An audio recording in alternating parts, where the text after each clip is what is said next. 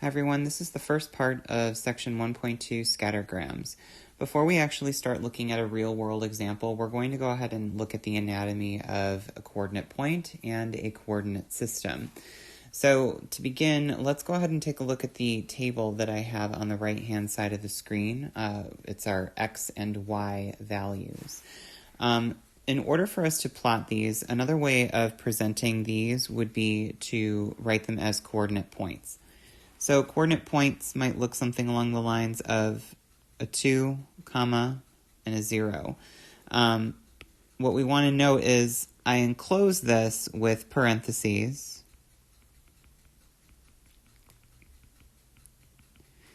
And again, I will separate my x value and my y value with a comma. Okay. The other thing to note is that order will be important. My x value is always going to come first, followed by my y value. So when we go ahead and do, say, the next one with 0, -3, again, we want to make sure the 0 comes first, followed by the -3 coming in the second position. So go ahead and pause the video for a moment and go ahead and complete the other 5 coordinate points. So I've gone ahead and I've added those in. Now what I want us to go ahead and do is I want us to direct our attention over to the left where our coordinate system is going to be. So again, this is called our coordinate system. And some things to note. So with regards to the anatomy, this horizontal axis is going to be your x-axis.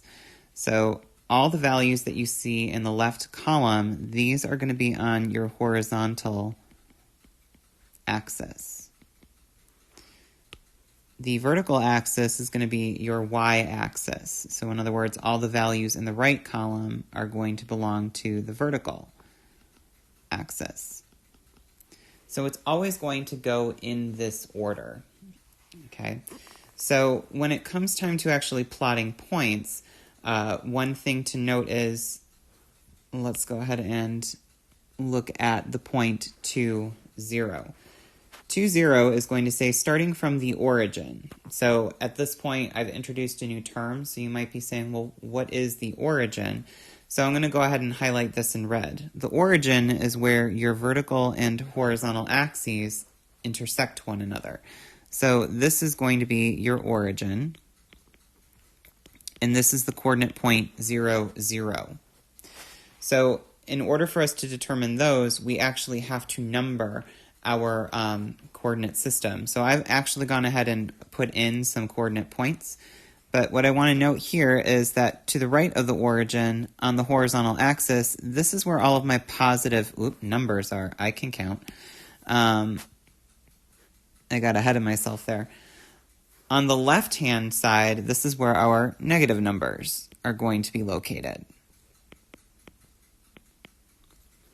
We pretty much can mirror this argument for the vertical axis. So at this point, again, the values above the origin are going to be your positive values. And the values below the origin are going to be your negative values.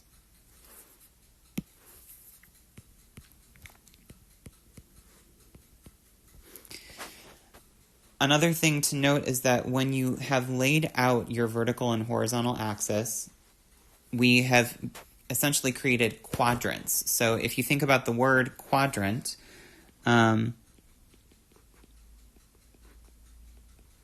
quad means 4. So we've cut everything into 4 pieces.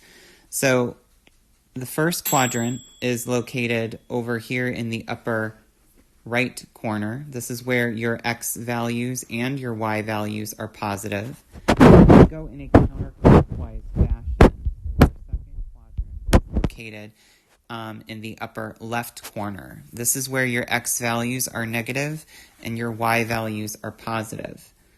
Continuing, we have our third quadrant, and this is where our x and y values will be negative. And finally, we have our fourth quadrant where our x values are positive and our y values are negative. So let me go ahead and clean this up, and then we will go back to the coordinate point of 2, 0. So when we look at 2, 0, essentially what this is saying is starting at the origin, I want to go to the right 2, and since this is 0, it's basically saying I'm not going to move up or down. So in this case, we'll go ahead and we will do this in red. We're going to start at our origin, and then I'm going to keep going until I hit 2 on the x-axis. And again, I'm not going to move up or down here because my y value in this case is 0. Let's go ahead and call this point A. So just so we can keep track of it. So the next one, I'm going to do this in purple. And we'll call this one B. This time I have a 0 in my x position. So this means that I don't want to move left or right. I'm going to stay at the origin. But from here, I have a -3. So this is telling me I'm going to move down 3 units. So again, I'm going to start at the origin, but now I'm going to move down 3 units. So here is where B is located. Let's do one more. Let's take a look at -2, 5, and we'll call this point C. -2 is telling me to move to the left 2 units. And again, we only move left or right when we look at that first number in our coordinate point, and then we move only up or down with our second coordinate point. In this case, since 5 is positive, we're going to say we're going to move up 5. So in this case, starting at the origin, I'm going to move to the left 2, and then I'm going to move up 5. So here is where point C is located.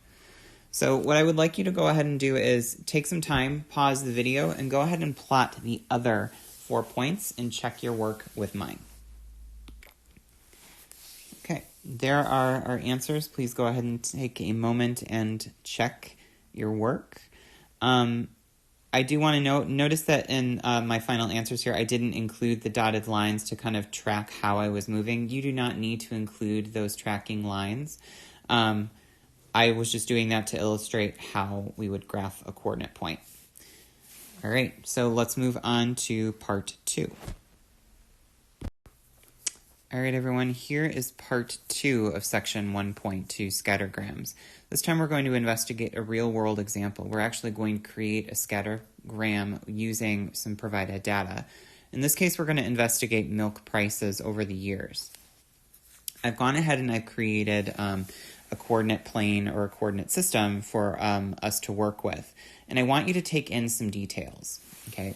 First off, what I want to note here is how I've labeled everything. So on the horizontal axis, I have years since 2000, and on the vertical, I have milk prices, and then I've included the unit that I'm using to measure it in this case, dollars. So as I had mentioned in the previous video, order is going to be important when it comes to creating those coordinate points. So to begin with, remember I said that your horizontal axis is always going to come from the values on the left. And then the values on the right are where your vertical axis comes in. So I want to go into this a little bit more. So I had mentioned that order matters. Essentially, the horizontal axis is going to contain the cause, and the vertical will contain the effect of any situation that you're investigating. So you can imagine in this example, as time is going to change, that's going to drive how our price of milk is going to change. We wouldn't, for example, flip it, because if we change the price of the milk, somehow that's going to change the time or the year that we're living in. And that seems a little head trippy. So your book describes it in this way as well. It mentions that instead of a cause, they use independent variable. And we usually use an x variable to denote an independent variable. our effect is going to be a dependent variable. Usually it's denoted with a y. These variables, so the x and the y, are arbitrary. They do not have to be an x and a y, but we do predominantly use these two as our cause and effect variables. So from here, I now want to draw your attention to the fact that I did change the horizontal axis, and I didn't use the exact year. I used years since 2000. The reason why was because I was able to use smaller numbers as opposed to trying to fit 2000, 2005, and so on. It's just a little bit less cumbersome to have to work with smaller numbers. So that's why I used years since 2000. So when I'm creating my coordinate points, I'm going to say, well, how many years is the year 2000 from the year 2000? And I know that that probably sounds kind of funny, but I'm saying that's 0 years. And at that time 0, milk was $5.39. Likewise, in the year 2005, the year 2005 is 5 years after 2000. And then milk was $6.35, and so on. So go ahead and pause the video and finish creating these coordinate points. They will be ready and waiting for you after you hit pause. Okay, here are our coordinate points. Now, the other thing that I want to direct your attention to is that if we come over to the vertical axis, notice that at the bottom, I've gone ahead and I have this like little zigzag line down there because I'm jumping from 0 to 5. And then all of a sudden, my scale starts to go up by 0.1 each time. So I have 5, then here is 5.1, here is 5.2, 5.3, 5.4, and 5.5. So essentially, the reason why I did this was I'm kind of zooming in on my data because this is where all of my information is happening. I don't have any information where milk is going to be less than $5. So let's go ahead and start plotting some points. So at 0, $5.39, so at time 0, I want to find where $5.39 is. Well, again, here's 5.10, here's 5.10, 5.2, here's 5.3, 5.4 is here, so I'm just going to go a little bit below it. I'm going to have to estimate where that is, and that's about where I'm seeing it. And if I want to, I can go ahead and plot that coordinate point information next to it. I don't have to. So again, if we look at year 5, let's say it's 635. So again, I'm going to have to estimate. So here's where 5 is. I've got that, so I'm going to follow along until I get to 635. So here's 610, 620, 630, 640. Well, 635 is in between here, so I would say that that's probably around here. Here is my point for 5, 6, 35. So again, what I would like you to do is go ahead and pause the video and fill out these other coordinate points. Okay, so I've gone ahead and I've populated our information in here. And the whole point of a scattergram is so that we can kind of look for trends. So this one, it's pretty self-explanatory, but if we follow or if we read this from left to right like we do a sentence, if we follow these points, we notice that over time, milk is increasing in price. Again, we might kind of look at the year 2015 and the year 2020 and say, well, they're kind of the same.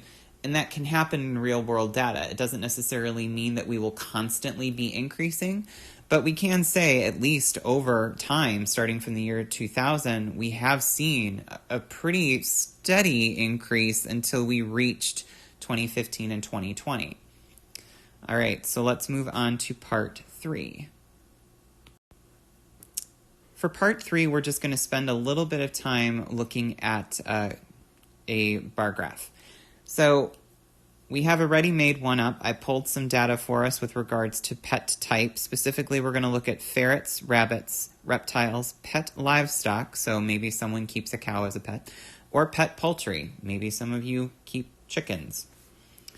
So on the vertical axis, I have this labeled as number of households, and then in parentheses, I've noted that this is in thousands.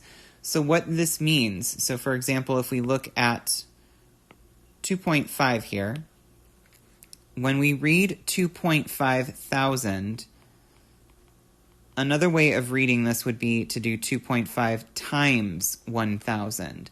So when I say 2.5 thousand, I really mean 2,500 households. So I'm going to keep that in the corner just so that we can use that as a reference. So let's go ahead and start answering each of these questions. I'll do the first one in purple.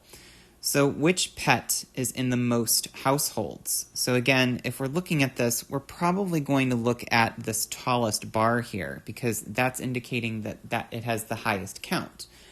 So in this case, it looks like reptiles win this one.